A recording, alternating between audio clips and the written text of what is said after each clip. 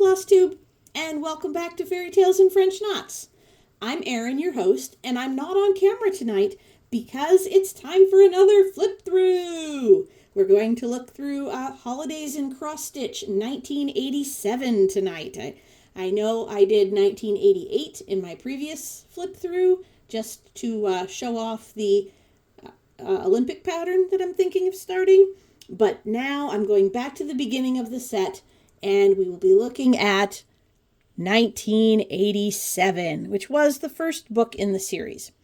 Now, for those of you who are like me and, enjoy the uniformity of things, which I think is a lot of us since our hobby involves making tiny uniform X's on things, this book is problematic because this is the one book in this set that has a paper dust jacket and does not have a pretty printed cover underneath.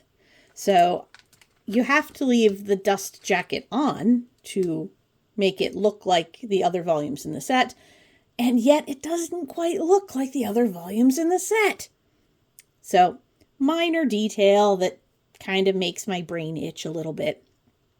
But let's get into 1987. I'll bet some of you weren't even born. I was not stitching. So with these books, these patterns, which in this case, printed on the dust jacket or would be printed on the covers themselves, are usually included as patterns to stitch. They're in the very back. So if you see something that would make it cute small, you can stitch those too. But we start off 1987 with New Year's Day. A good place to start. And it was evidently a year to remember. So we've got this actually rather nice band sampler. I kind of like that. With the Roman numerals at the top. And they do offer a conversion chart for up to 1997. So at this point, you'd better go figure out your conversions and then your spacing and make it all work out. Yep, again, I'll bet even if we went to 1997, there's some of you who weren't born yet. After New Year's, we get to Valentine's Day. And all of these patterns, all the ones on this page, are shown in the following pages. I've paper clipped off some of the patterns as to hide them from, copyright issues and things like that. In 1987's book, I think I mentioned in 1988, they did kind of carry some themes through the whole book. In 1987, they carried this little doll. So here in February, you can stitch a little apron with hearts on it, which looks a lot like, a combination of pieces of these two samplers. So there's her patterns. The first Valentine pattern is Be Mine with, I think those are cats contemplating a bowl of flowers, which they're probably going to destroy if they're anything like cats I've had. Then they take that same elements of that same sampler, add some sheep. I think this would be the Shepherd's Bush designer contribution right here. And, add some borders. I do like this inset idea. And I also could see using this piece, the heart dish, as a cute little scissor fob or ornament or some kind of small. And then there is the You Will Always Be My Valentine piece. All that filled in blue kind of isn't my thing. I don't know. That color palette is a little, well, it's very 1980s, but go figure, 1987 book. But after we get done with New Year's and Valentine's, those expected holidays, March 1st is National Pig Day. And you can stitch some ham and eggs. I kind of think it's cute. I don't love the hearts. Again, I'm not a heart person. But yeah, forget all those traditional holidays and go celebrate National Pig Day. But don't tell my husband because March 1st is his birthday. Although he is from Iowa, and the Midwest does have a rather rich history of, porcine production. So maybe he'd be okay with that. Who knows? After Pig Day, we move to St. Patrick's Day. And here we've got an Irish blessing, which says, "Search though I might o'er land and sea, I'd ne'er find anyone sweeter than thee." Attributed to Sean O'Leary, who sounds like a nice Irish man, whoever that may be. And that's cute. I do like the dish of four-leaf clovers, I guess, or shamrocks. Very cute. When we get to Easter, we have the doll, again, shows up, and here she has a little chick and some flowers on her apron. I'm not covering this pattern because those are hearts and X's. I don't think that we're, giving away any great trade secrets there. And then we have all of these different little egg patterns in different styles. These ones are ribbon embroidery. We've got a sheep, we've got chicks, we've got some rabbits on this one. So they're all within this chunk of pages, but because they're printed on bits of pages, and again, I'm trying to, kind of protect the copyright and not show off directly any of the patterns, they don't show up as well. On May 3rd to the 9th, we have Be Kind to Animals Week. And if, there's one figure who was kind to animals, it was Mr. Noah. So here is Noah's Ark. And we've got elephants and kangaroos, probably some giraffes, a lion, and sheep. That's all. I guess that's enough. Oh, and I am 2 birds and whatever these 2 things are. That's the one thing that makes me laugh about the 80s is, they're nowhere near as detailed and shaded and realistic as some of the patterns we now stitch from. On Mother's Day, we've got a bunch of patterns. Again, there's several pages that I've clipped together here. There's the jar toppers here. There's this heart with flowers here. And then there's the sampler about how we all love our moms. Pretty standard fare for Mother's Day. June 15th is Friendship Day, and I actually love these 2 little patterns. I think this is part of why, aside from the fact that I can't break up a set, this is the other reason I keep this book. I love the little tiny lady mailing her flower, or mailing her letter in a flower, and then these 2 standing under their little poppy umbrella. I think they're cute.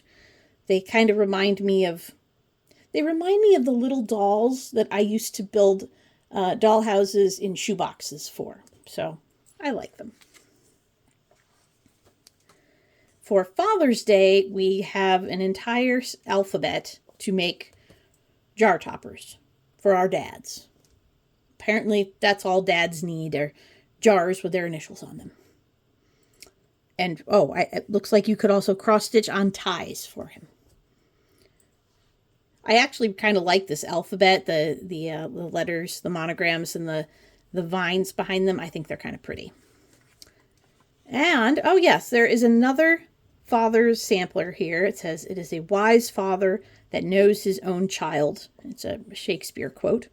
With foxes under the tree, some squirrels in the tree, and this random alphabet around the outside.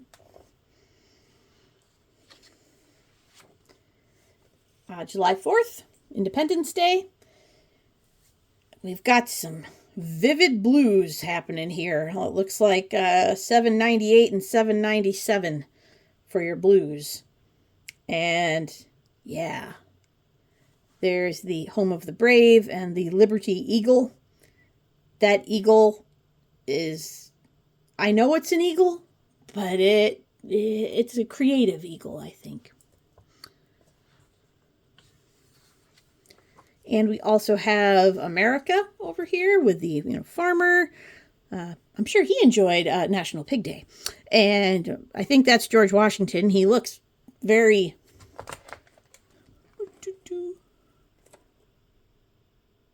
he's got a lovely cartoony little face on him there. And the house with its flag flying and stars. Are they starfish in the ocean? I'm not quite sure what's going on here. America. America! But July 12th is National Ice Cream Day. So we've got the little girls at the ice cream parlor. They're also a little shapeless. Kind of cute, though.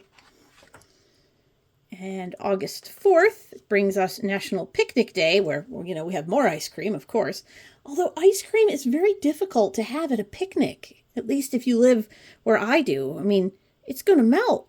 But you've got your lemonade, your cherry pie. So I guess we can overlook that, hard to have ice cream at a picnic. The first day of school is September 8th this year, wherever this book was published.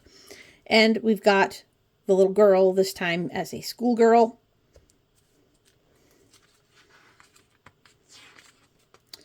And then September 13th brings us Grandparents' Day, where we can make a potpourri-filled pillow, which feels like something, if your grandmother really liked those, she probably already had, probably made it herself. I know my grandma did not like those kinds of things. She found them terribly impractical. They also have the pattern for the little jar. Again, it's on the seam of the book. And while Grandma gets potpourri and jars, Grandpa obviously smokes cigars and really needs a tray to put them in that you're going to cross-stitch on, and then he's going to throw his cigars in. Sure. And he's got his cigar store Indian on there. Terribly culturally sensitive and appropriate. Yes. On September 17th, we get to the bicentennial of the Constitution, where you can then stitch the preamble of the Constitution. And that's kind of, I kind of like that. I like the natural border on it and the wording. If I were a social studies teacher or knew someone who was really into that, that might be something I'd stitch. We go right from September 17th to October 31st, where we've got Halloween.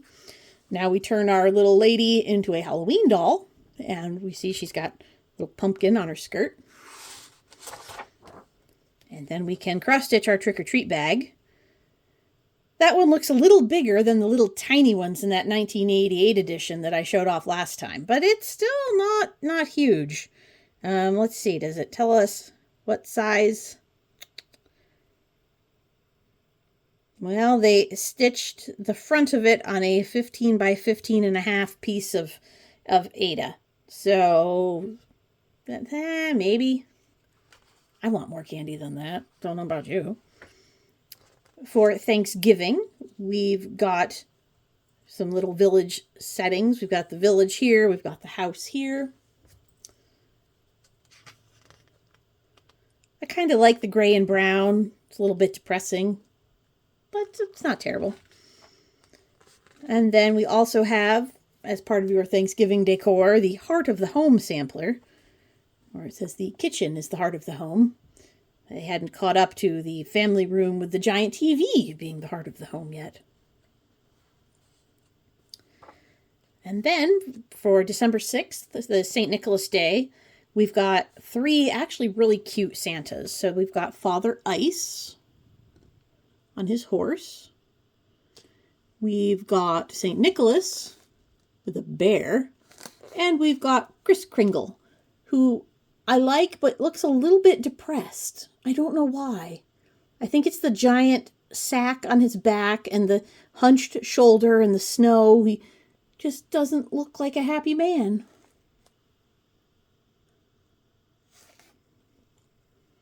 But all 3 of those patterns are in here.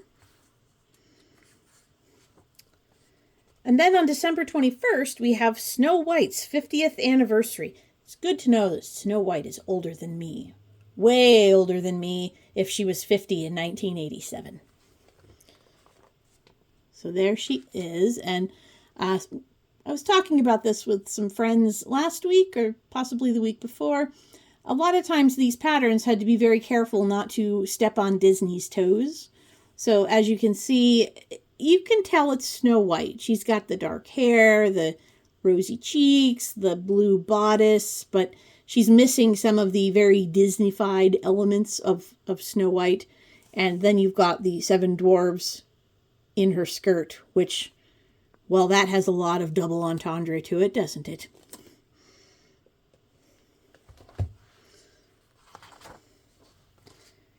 For the holidays, we also have a Welcome Friends. Sorry, I skipped the Christmas page on December 25th. This is, again, full of many smalls. I'm not covering up that pattern because I think we all know how to make a snowflake. But that is the little girl becomes the snowflake doll. And then we've got a bunch of patterns for little smalls and ornaments. And as I just flipped to, the Welcome Friends banner, which is here. And the 3 little houses are attached to the board, which is kind of a neat trick. And then you've got the Noel on perforated paper or on Aida or linen, whatever you prefer. Kind of cute. And then the small ornament pieces, or not sure if they used them as ornaments or, jar toppers or something like that. There's several of those.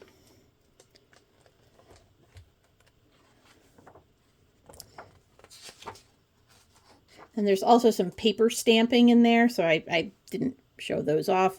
We've got the drummer boy here. Little ornament.